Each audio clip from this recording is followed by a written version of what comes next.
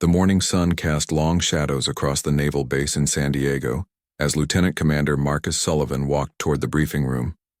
His polished boots clicked against the concrete with military precision, each step echoing the weight of responsibility he carried on his shoulders. At 38, Sullivan had seen more combat zones than most officers twice his age, but today felt different. There was something in the air that made his instincts sharpen. The briefing room was already filled with his most trusted men when he arrived. Among them sat Petty Officer First Class Jake Morrison, a Navy SEAL whose reputation preceded him wherever he went. Morrison had earned his stripes through blood, sweat, and an unwavering commitment to his brothers in arms. His weathered face told stories of missions that would never make it into official reports, operations that existed only in the memories of those who lived through them. Sullivan had worked with Morrison on 3 previous deployments, and each time the SEAL had proven himself to be more than just another soldier.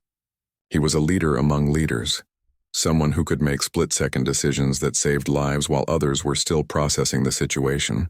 The respect between the two men was mutual, built on a foundation of shared experiences and an understanding that in their line of work, trust wasn't just important, it was everything. The mission briefing that morning was routine on paper.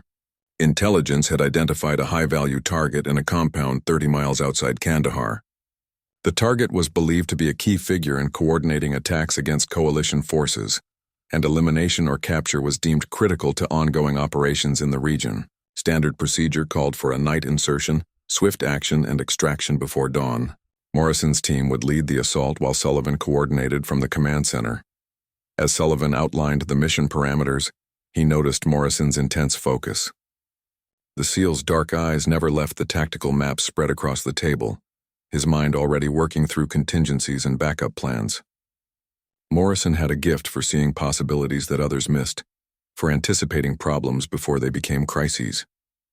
It was this ability that had kept his team alive through dozens of operations in some of the most dangerous territories on Earth. The planning session stretched into the afternoon as they refined details and coordinated with intelligence assets. Morrison asked pointed questions about civilian presence, escape routes, and communication protocols. His team members contributed their own insights, creating a comprehensive picture of what they would face. Sullivan watched the dynamic between Morrison and his men with admiration. The SEAL had earned their loyalty not through rank or intimidation, but through competence and genuine concern for their welfare. As evening approached, the team began their final preparations. Equipment was checked and double-checked. Weapons were cleaned and loaded. Communications systems were tested. Morrison moved among his men with quiet confidence, offering encouragement where needed, making small adjustments to gear, ensuring everyone understood their role in the operation. Sullivan observed from a distance, recognizing the calm professionalism that separated elite units from ordinary soldiers. The helicopter ride to the insertion point was conducted in radio silence. Morrison and his team sat in focused concentration, each man mentally rehearsing his part in the upcoming mission. Sullivan remained at the base, monitoring communications and coordinating with other units in the area. The command center hummed with controlled activity as technicians tracked the helicopter's progress and maintained contact with intelligence sources on the ground. At exactly 2300 hours, Morrison's voice crackled through the radio. "Command, this is Alpha Team. We are at the insertion point and beginning our approach to the target." Sullivan acknowledged the transmission and settled in for what he expected to be a routine operation. The initial reports were promising. No unexpected civilian presence, no signs of increased security, weather conditions optimal for the mission.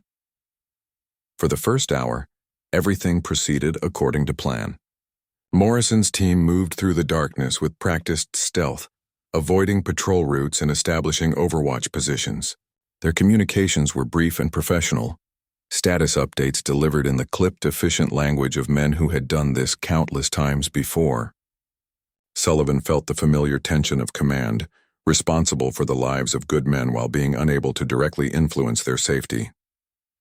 Then something changed. Morrison's next transmission carried a different tone, a subtle shift that Sullivan's experienced ear picked up immediately. "Command, we have eyes on target compound. Something's not right here. Requesting permission to hold position and reassess." Sullivan felt his stomach tighten. Morrison wasn't the type to hesitate without good reason. Over the next 30 minutes, Morrison reported his observations. The compound showed signs of recent evacuation. Guard positions that intelligence had identified were unmanned. Vehicles that should have been present were missing. It appeared the target had been warned of their approach, possibly hours earlier.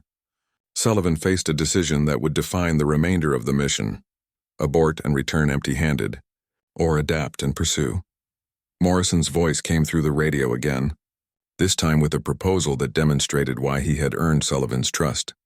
Command: Alpha Team requests permission to conduct expanded reconnaissance. We believe the target may have relocated to a secondary position approximately 2 clicks northeast of current location. Satellite imagery from this morning shows increased activity in that area. Sullivan considered the request carefully. Deviating from the planned mission carried significant risks. They would be operating without the detailed intelligence that had been gathered for the original target. The extraction timeline would be compromised. Higher command would need to be notified of the change. Yet Morrison had never led him astray, and the opportunity to capture or eliminate the target might not come again for months. After consulting with his intelligence officer and reviewing available satellite data, Sullivan made his decision. Alpha Team, you are cleared to proceed with expanded reconnaissance. Exercise extreme caution and report any changes in situation immediately. Morrison acknowledged the order with professional brevity, but Sullivan could hear the appreciation in his voice. The SEAL understood that Sullivan was placing tremendous trust in his judgment. As Morrison's team began moving toward the secondary location, Sullivan prepared for a long night. He ordered additional reconnaissance assets to monitor the area, arranged for backup extraction options, and briefed his superiors on the developing situation. The weight of command had never felt heavier as he watched his men disappear into hostile territory based on instinct and incomplete information. The radio crackled with Morrison's voice one more time before they went into full communications blackout. Command: Alpha Team is moving to secondary position. We'll make contact in 1 hour. Sullivan acknowledged and settled back to wait, knowing that the next hour would determine whether his trust in Morrison had been justified or whether he had sent good men into an impossible situation. The hour passed like a lifetime in the command center. Sullivan found himself checking his watch every few minutes, monitoring radio frequencies for any sign of Morrison's team. The normal chatter of the command center seemed muted, as if everyone understood the gravity of what was unfolding in the darkness beyond their walls. Intelligence analysts updated satellite feeds, communications specialists monitored emergency frequencies, and Sullivan paced behind his command station, fighting the urge to break radio silence. When Morrison's voice finally came through the static, it carried news that validated Sullivan's faith in the SEAL's instincts. Command: Alpha Team has located primary target at secondary position. We count 12 hostiles, 3 buildings, minimal security. Target is confirmed present and appears to be conducting a meeting with unknown personnel, requesting permission to engage. Sullivan felt a surge of adrenaline mixed with relief. Morrison had been right about the target's relocation, demonstrating the kind of battlefield intuition that couldn't be taught in any military academy. But the situation had become more complex than originally planned.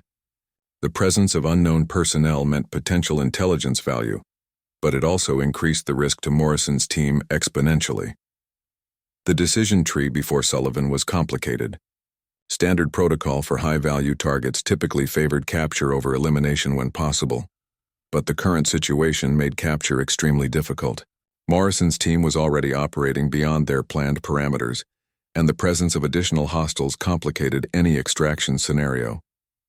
Sullivan had seconds to make a choice that would echo through the remainder of the operation. After a brief consultation with his intelligence officer, Sullivan keyed his microphone. Alpha Team, you are cleared to engage at your discretion. Priority is team safety and mission completion. Capture if possible. Eliminate if necessary. Morrison's acknowledgement was brief, but Sullivan could hear the understanding in his voice. The SEAL knew exactly what those words meant. Use your best judgment and trust your training. For the next 20 minutes, Sullivan listened to the controlled chaos of combat filtered through radio transmissions. Morrison's team moved with practiced precision, establishing overwatch positions and coordinating their assault. The SEAL's voice remained calm and professional as he directed his men. calling out targets and coordinating movements with the efficiency of a conductor leading an orchestra. The assault itself lasted less than 5 minutes, but those minutes contained a lifetime of training and split-second decisions. Morrison's team neutralized the external security without raising an alarm, then breached the main building where the target was located. Sullivan listened to the brief firefight that followed, tracking his men's progress through their terse radio communications and praying that everyone would make it out alive. When Morrison's voice cut through the radio static with, "Command, target secured, no friendly casualties," Sullivan felt a weight lift from his shoulders that he hadn't realized he was carrying. But Morrison's next transmission brought complications that neither man had anticipated. "Command, we have a problem. Target is wounded but alive. We also have 2 additional prisoners who appear to be foreign nationals. One is requesting to speak with American Command Authority." Sullivan's mind raced through the implications. Foreign nationals in a terrorist compound could mean any number of things: hostages, collaborators, intelligence assets, or diplomatic complications waiting to explode. The wounded primary target needed immediate medical attention if they hoped to extract any intelligence. And Morrison's team was already operating on borrowed time in hostile territory. The decision to bring the prisoners back was not one Sullivan could make alone. He immediately contacted his superior, Colonel Sarah Mitchell, explaining the situation and requesting guidance. Mitchell's response was swift and decisive: bring everyone back for interrogation and sorting. The potential intelligence value outweighed the increased risk to the extraction. Sullivan relayed the orders to Morrison, who acknowledged without hesitation, despite the obvious complications. The SEAL immediately began coordinating with his team to prepare the prisoners for transport, while establishing a secure perimeter around the compound. Sullivan, meanwhile, worked frantically to arrange medical support and additional security for the extraction. The helicopter ride back to base was tense but uneventful. Morrison maintained radio contact throughout the flight, providing updates on the prisoner's condition and ensuring that appropriate medical and security personnel would be waiting upon arrival. The primary target had been stabilized but remained unconscious, while the 2 foreign nationals sat in sullen silence, apparently understanding more English than they initially let on. Upon landing, the base exploded into controlled activity. Medical personnel rushed the wounded target to the base hospital, while military intelligence officers took custody of the 2 foreign nationals. Morrison and his team underwent standard post-mission debriefing while Sullivan coordinated with higher command to report the mission's outcome and complications. It was during the initial interrogation of the foreign nationals that the true significance of Morrison's instincts became clear. The 2 men identified themselves as representatives of a European humanitarian organization who had been attempting to negotiate the release of captured aid workers. Their presence at the compound was not coincidental. They had been led there by intelligence suggesting that their missing colleagues were being held by the same network that the primary target controlled. The revelation created a diplomatic minefield that extended far beyond Sullivan's command authority. Representatives from multiple government agencies descended on the base within hours, transforming what had begun as a straightforward military operation into an international incident requiring careful navigation. Sullivan found himself briefing officials whose names he recognized from television news programs, explaining Morrison's decisions and defending the team's actions.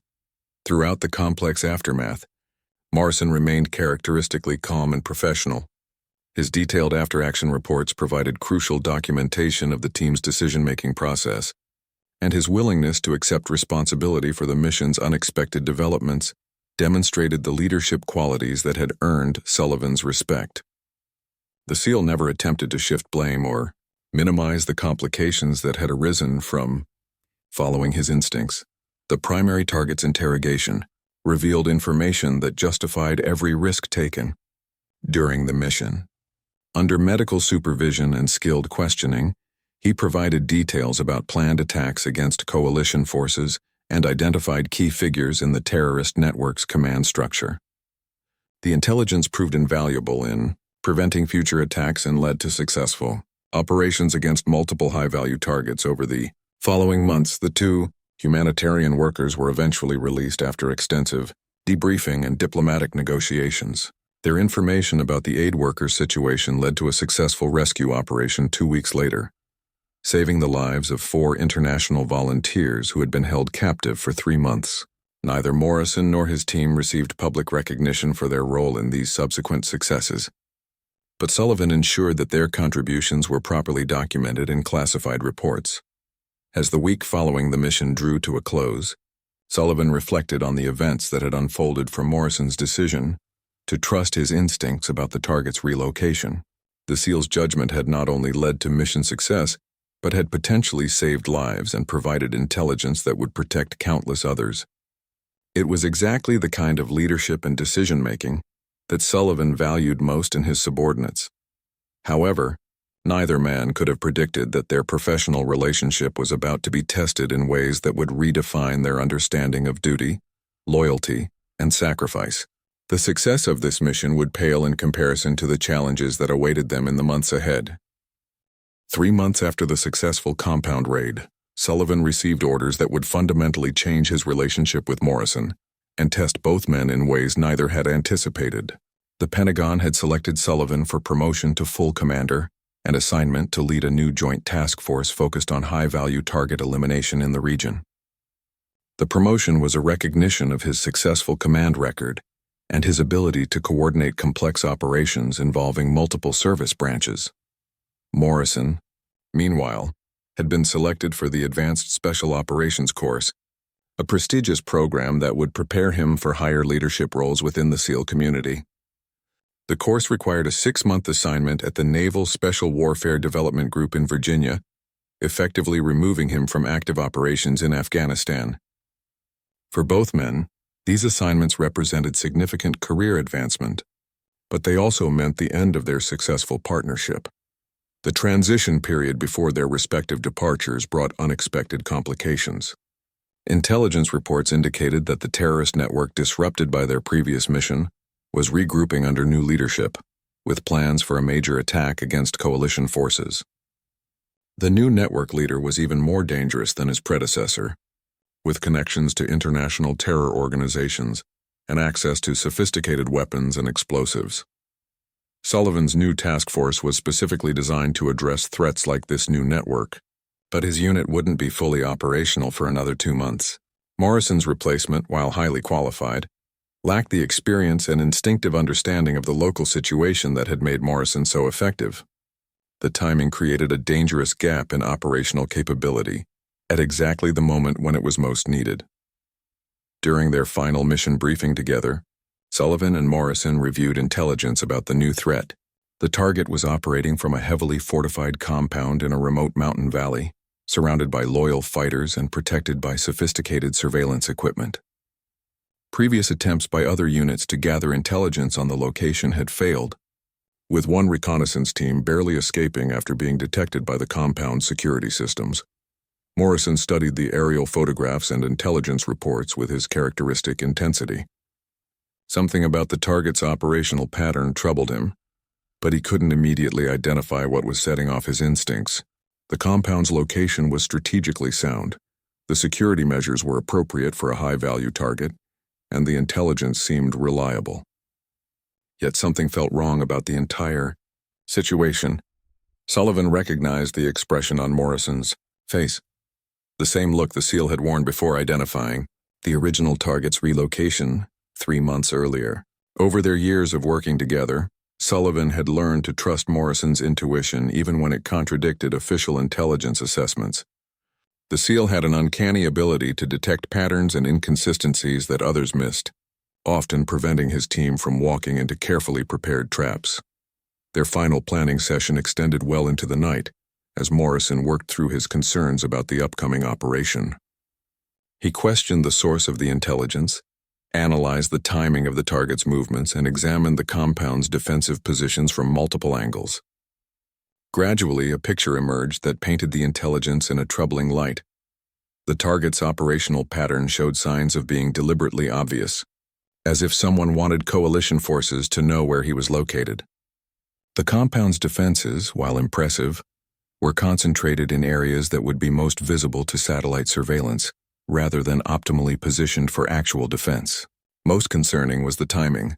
The intelligence had become available just as Morrison was scheduled to depart for training. Removing the one operator, with the most experience against this particular network. Morrison's analysis suggested that the entire operation might be an elaborate trap designed to eliminate the coalition force's most effective counter-terrorism assets. The new network leader appeared to have studied previous operations and identified key personnel whose removal would significantly degrade operational effectiveness. Sullivan found himself facing the possibility that his task force was being drawn into a carefully orchestrated ambush. The implications of Morrison's assessment created a crisis that extended beyond their immediate command structure. If the SEAL's analysis was correct, proceeding with the planned operation would likely result in significant casualties among some of the military's most valuable personnel. However, if Morrison was wrong, delaying action would give the target time to complete whatever attack he was planning against coalition forces. Sullivan spent hours reviewing Morrison's analysis with intelligence specialists and tactical experts, searching for flaws in the SEAL's reasoning or alternative explanations for the patterns he had identified. Every review confirmed Morrison's assessment. The intelligence showed too many convenient coincidences and suspicious timing to be entirely reliable. The target was either extraordinarily careless or deliberately baiting a trap. The decision about how to proceed ultimately fell to Sullivan as the designated commander of the new task force. His superiors expected him to launch the operation as planned, using his proven ability to coordinate complex missions involving multiple units. The pressure to act was immense, with political implications that extended far beyond the immediate military situation. Morrison's scheduled departure for training added another layer of complexity to the decision. The SEAL's analysis had potentially saved multiple lives, but his replacement lacked the experience to lead operations against such a sophisticated adversary. Delaying Morrison's training assignment would require approval from the highest levels of command and would be seen as an admission that the military lacked sufficient depth in its special operations capability. Sullivan found himself in the position of having to choose between following official intelligence assessments and trusting Morrison's instincts once again. The stakes were higher than any previous decision he had faced, with the potential for significant casualties if he chose incorrectly. The weight of command had never felt heavier as he considered the lives that hung in the balance. After consulting with Colonel Mitchell and reviewing all available intelligence one final time, Sullivan made a decision that would define his career and test his relationship with Morrison in unexpected ways. He requested a 48-hour delay in the operation to allow for additional intelligence gathering, while simultaneously recommending that Morrison's training assignment be postponed for 30 days to provide continuity during the transition period. The response from higher command was swift and negative. Sullivan's superiors viewed the delay request as unnecessary caution that would allow the target to escape or complete his planned attack. Morrison's training assignment was considered too important to postpone, especially based on what some officials considered speculative analysis rather than concrete intelligence. Faced with direct orders to proceed with the operation as scheduled, Sullivan had to decide whether to follow official directives or risk his career by continuing to support Morrison's assessment. The decision would test not only his judgment as a commander, but also his loyalty to the men under his command and his willingness to stand up for what he believed was right. Morrison, meanwhile, prepared for his departure to Virginia, while knowing that his analysis might be ignored and his replacement would be leading operations against an adversary who had already demonstrated sophisticated planning capabilities.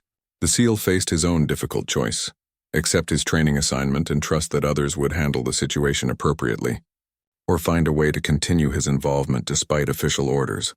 The tension between official procedure and battlefield intuition came to a head during Sullivan's final meeting with his superiors.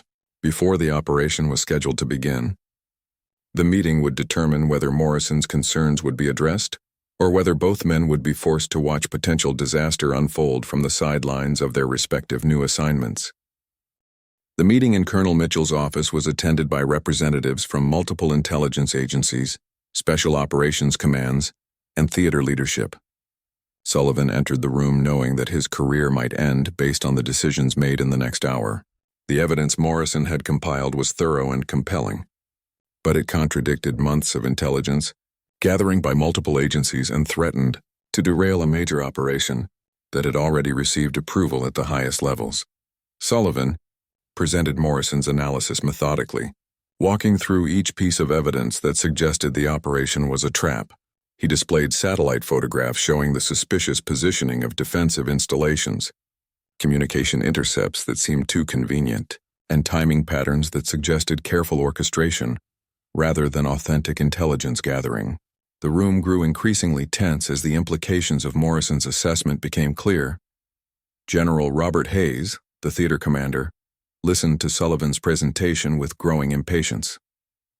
Hayes had built his reputation on aggressive action against terrorist targets, and the suggestion that his intelligence apparatus had been compromised was not something he was prepared to accept easily.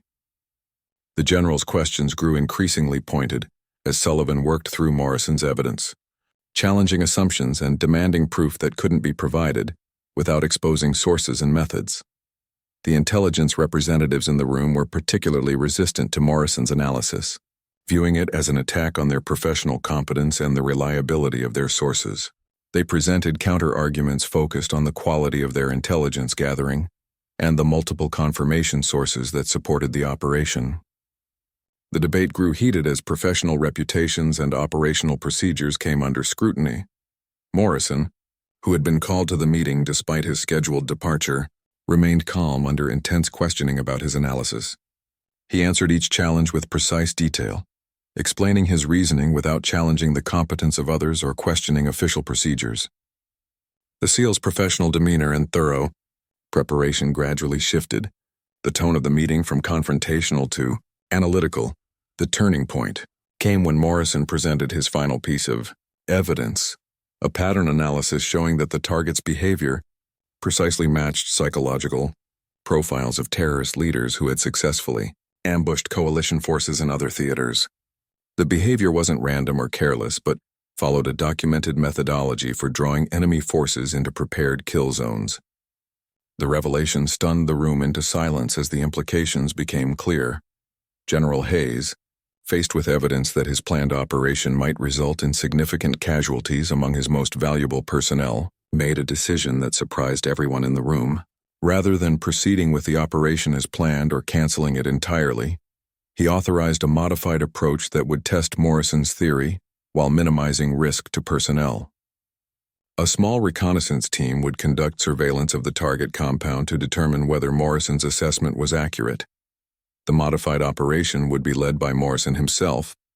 Despite his scheduled training assignment, General Hayes reasoned that if the SEAL's analysis was correct, he was the best qualified person to gather the evidence needed to confirm the trap.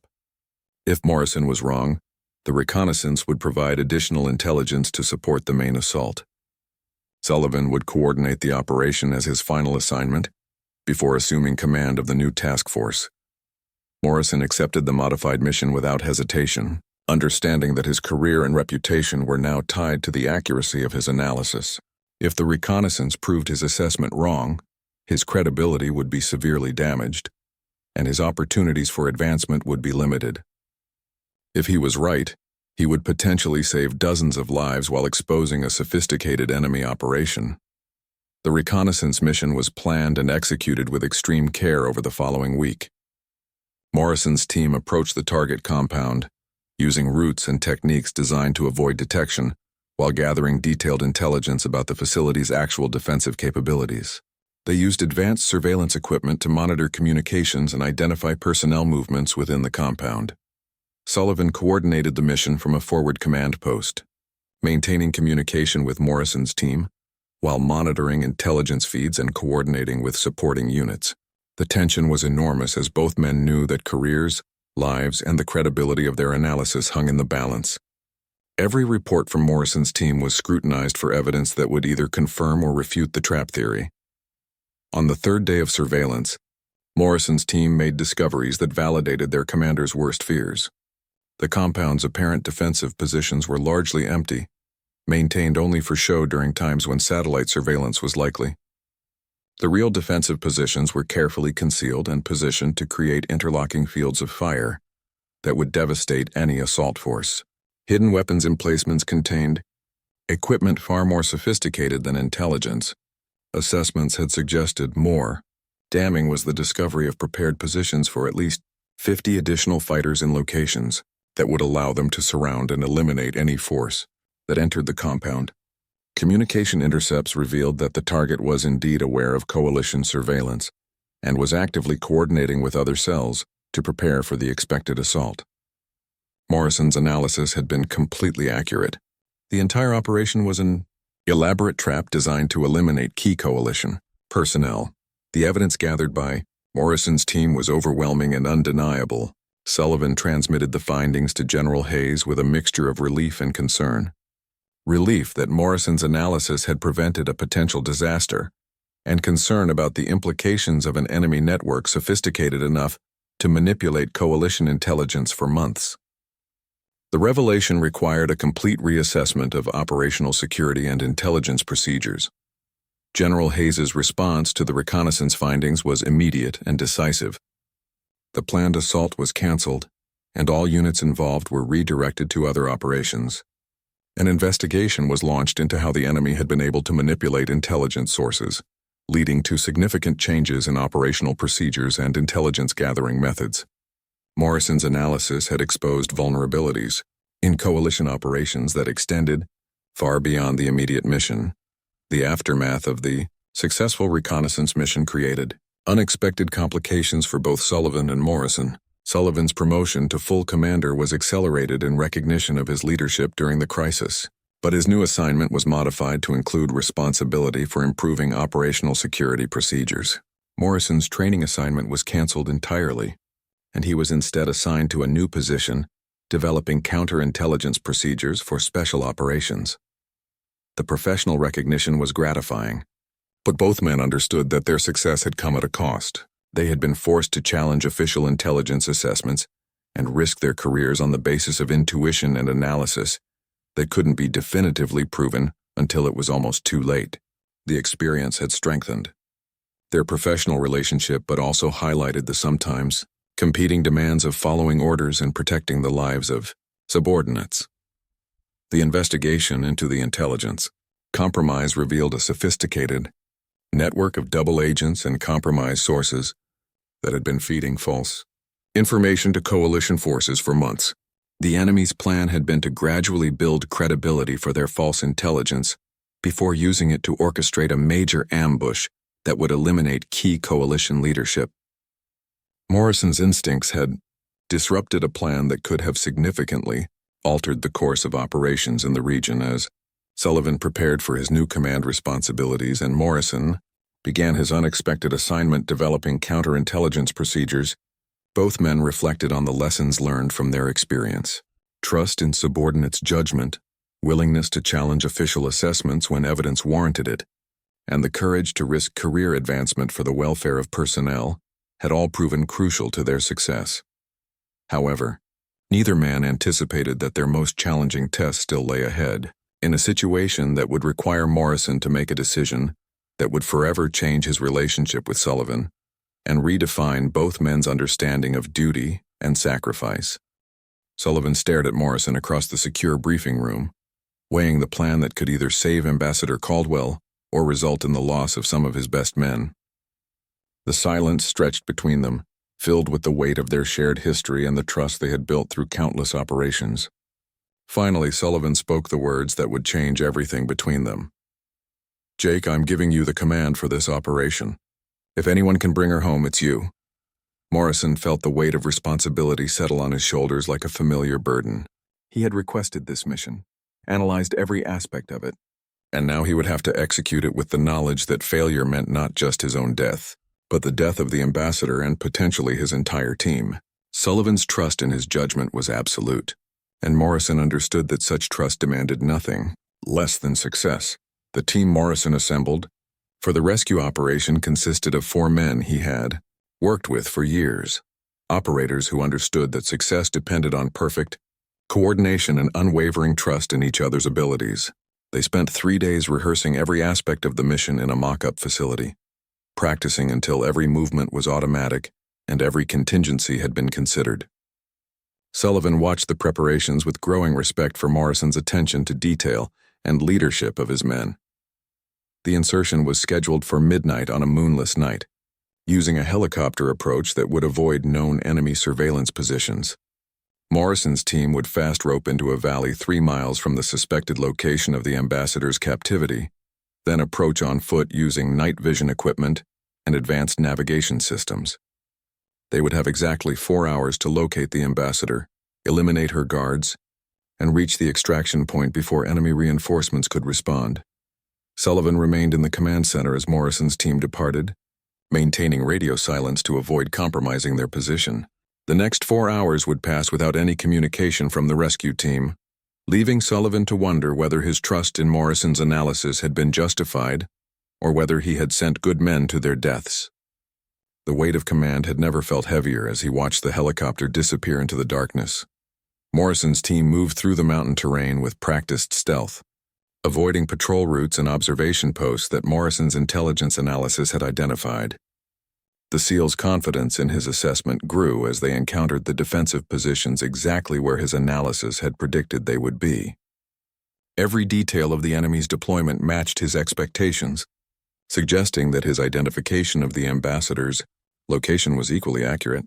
The compound where Ambassador Caldwell was being held appeared exactly as Morrison had envisioned it, a collection of stone buildings arranged around a central courtyard, with guards positioned to watch the approaches but not expecting an attack from the specific direction Morrison's team was using. The enemy's confidence in their intelligence advantage had made them predictable. Just as Morrison had hoped, the assault lasted exactly 7 minutes from the first shot to the final elimination of enemy resistance. Morrison's team moved with practiced precision, neutralizing guards and clearing buildings with minimal noise or disturbance. They found Ambassador Caldwell in a basement room, weakened by her captivity but alert and ready to move. Her security detail had been separated from her, but Morrison's team located and freed them as well, bringing the total number of rescued personnel to 7. The extraction phase proved more challenging than the assault itself.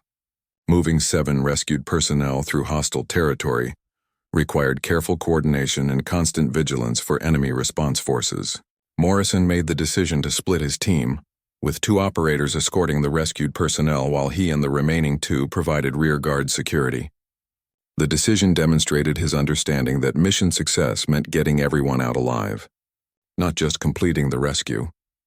Sullivan monitored radio frequencies for any sign of enemy reaction as Morrison's team moved toward the extraction point.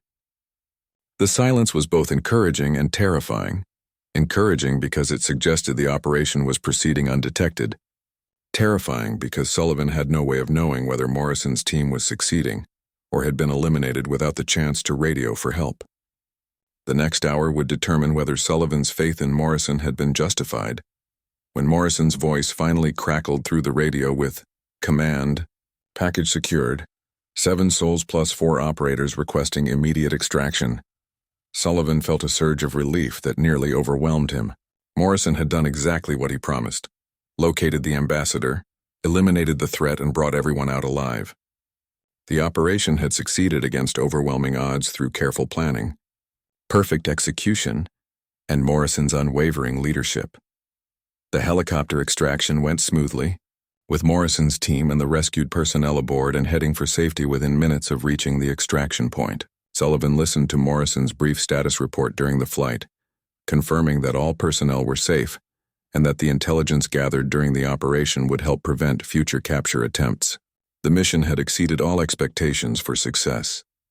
Ambassador Caldwell's rescue became a significant diplomatic and military victory, demonstrating coalition capability to respond effectively to terrorist threats while protecting American personnel abroad. The operation's success led to increased support for Sullivan's task force and enhanced resources for special operations throughout the region. Morrison's analysis and leadership were specifically cited in official reports as crucial factors in the mission's success. However, the personal cost of the operation became clear during the post-mission debrief. Morrison had sustained a serious injury during the assault that he had concealed throughout the extraction to avoid compromising the mission.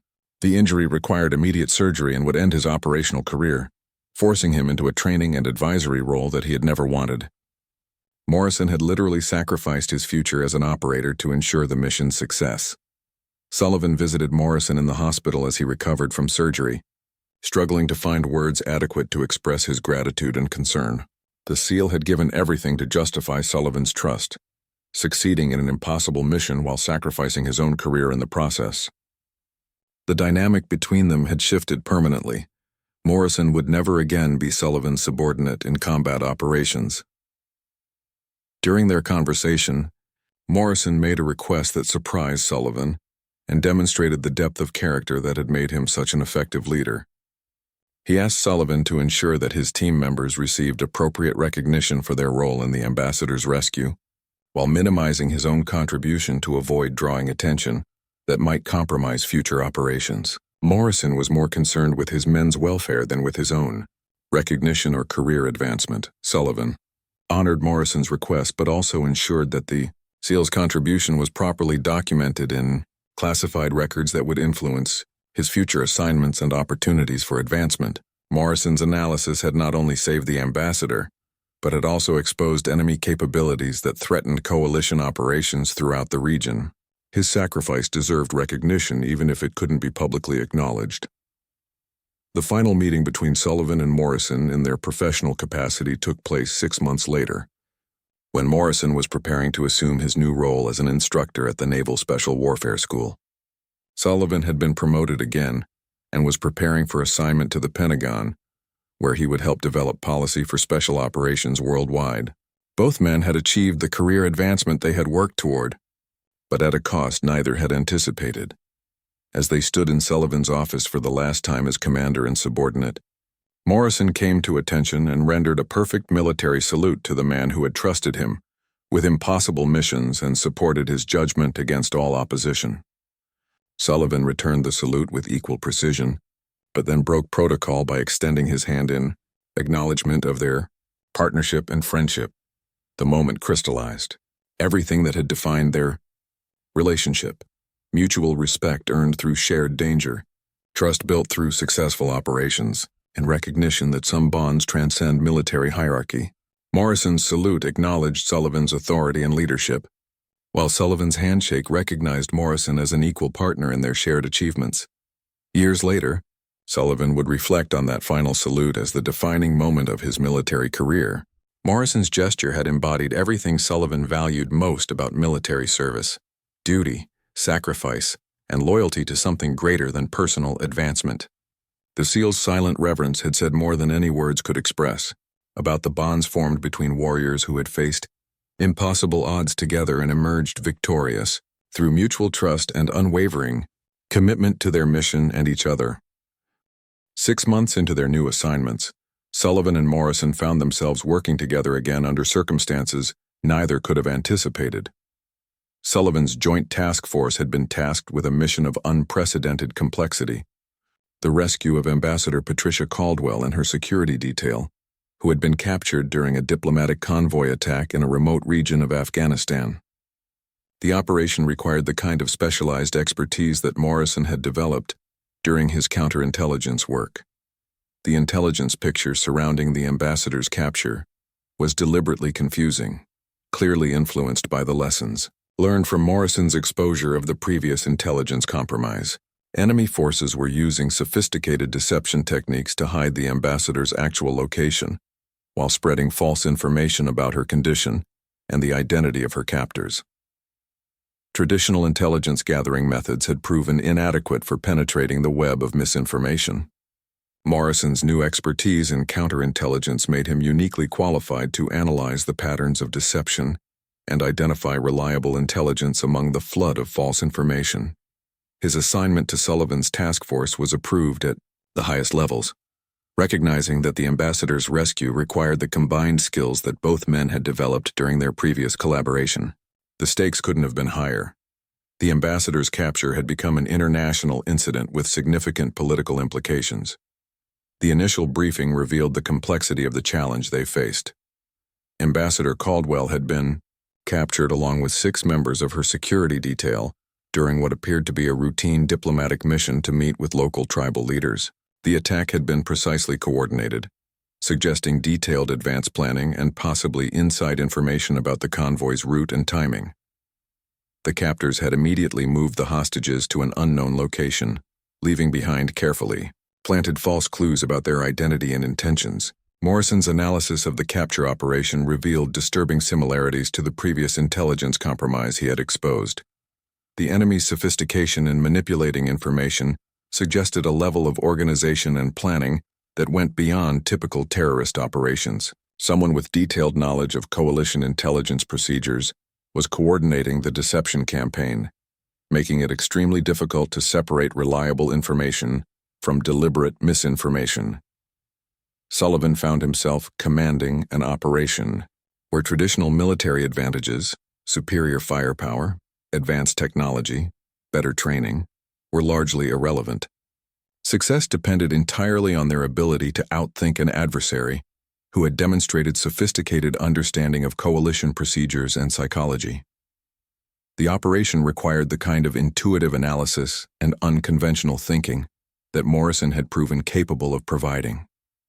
The first week of the rescue operation produced more questions than answers. Multiple intelligence sources provided conflicting information about the ambassador's location, her physical condition, and the identity of her captors. Some reports suggested she was being held by the same network that had attempted to trap coalition forces months earlier, while others indicated involvement by completely different groups with varying political motivations. Morrison worked 18-hour days analyzing every piece of intelligence, looking for patterns that would reveal which information was reliable and which was planted deception. He created detailed timelines of the capture operation, analyzed communication intercepts for linguistic patterns, and studied the geographical distribution of reported sightings for logical inconsistencies. Gradually, a picture emerged that suggested the ambassador was being moved frequently to prevent rescue attempts while negotiations proceeded through unofficial channels. The breakthrough came when Morrison identified a pattern in the false intelligence that revealed its source. The misinformation was being generated using specific techniques that matched training materials captured from a terrorist training facility the previous year. More importantly, the timing and distribution of false reports suggested coordination from a central source with access to coalition communication channels. The enemy wasn't just reacting to rescue attempts, they were monitoring coalition planning in real time. Sullivan faced the horrifying realization that his task force's communications were being monitored by the same network that had captured the ambassador. Every plan they developed, every intelligence assessment they made, was potentially known to the enemy within hours of its creation. The rescue operation wasn't just complicated by misinformation. It was being actively sabotaged by an adversary who could anticipate their every move. The discovery required immediate and dramatic changes to operational procedures. Sullivan isolated his planning staff, limited communication to secure channels, and implemented deception operations designed to mislead anyone monitoring their activities. Morrison was given access to the most sensitive intelligence sources, working in complete isolation to avoid compromise of his analysis. The task force essentially went underground, operating with the same security procedures typically reserved for the most classified special operations. Morrison's isolated analysis gradually revealed the truth about Ambassador Caldwell's situation. She was being held by a sophisticated network that combined traditional terrorist tactics with advanced information warfare capabilities. The network's leader was using the ambassador as bait for a larger operation designed to capture or eliminate key coalition leadership, including Sullivan himself. The rescue operation was walking into the same kind of trap that Morrison had identified months earlier, but on a much larger scale. The intelligence was devastating in its implications. The ambassador was alive and relatively unharmed, but her captors were using her as the centerpiece of an operation that could eliminate much of the coalition's special operations leadership. Sullivan's task force had been specifically targeted because of their previous success in exposing enemy deception operations. The enemy wanted revenge against the people who had disrupted their earlier plans. Sullivan found himself facing an impossible choice. Proceeding with the rescue operation would likely save the ambassador, but would also expose his entire task force to annihilation by an enemy who knew their every plan. Abandoning the rescue would save his personnel, but would condemn the ambassador and destroy his career. There was no middle ground. Someone was going to pay a terrible price regardless of the decision he made. Morrison recognized the impossible position his commander faced and began developing alternative approaches that might break the deadlock. His analysis suggested that the enemy's confidence in their intelligence advantage might also be their weakness. If the task force could execute an operation that the enemy couldn't monitor or predict, they might be able to achieve tactical surprise despite the overall strategic disadvantage. The plan Morrison developed was audacious in its simplicity and terrifying in its requirements. A small team would insert into the target area using methods that couldn't be monitored by conventional intelligence gathering. They would locate and extract the ambassador before the enemy could react, relying on speed and surprise rather than overwhelming force. The operation would require perfect execution, with no possibility of backup or reinforcement if things went wrong. Sullivan listened to Morrison's proposal with growing concern about its feasibility and the risks it posed to the personnel involved. The plan required the rescue team to operate completely independently, without communication or support, in territory controlled by an enemy who had already demonstrated sophisticated planning capabilities. Success would depend entirely on Morrison's analysis being correct about the ambassador's location and the enemy's defensive preparations. The decision about whether to approve Morrison's plan would test Sullivan's leadership in ways he had never imagined. The operation violated standard procedures, exceeded acceptable risk levels, and depended on analysis that couldn't be independently verified. Yet it might be the only chance to save the ambassador without sacrificing his entire task force. Sullivan faced a choice that would define his understanding of command responsibility and personal courage. Morrison waited for Sullivan's decision, knowing that his own life and the lives of his teammates hung in the balance. If Sullivan approved the operation, Morrison would be leading a mission with minimal chance of survival if his analysis proved incorrect. If Sullivan rejected the plan, the ambassador would likely die, and Morrison's credibility would be forever questioned. The moment had arrived when trust between the two men would be tested to its absolute limits.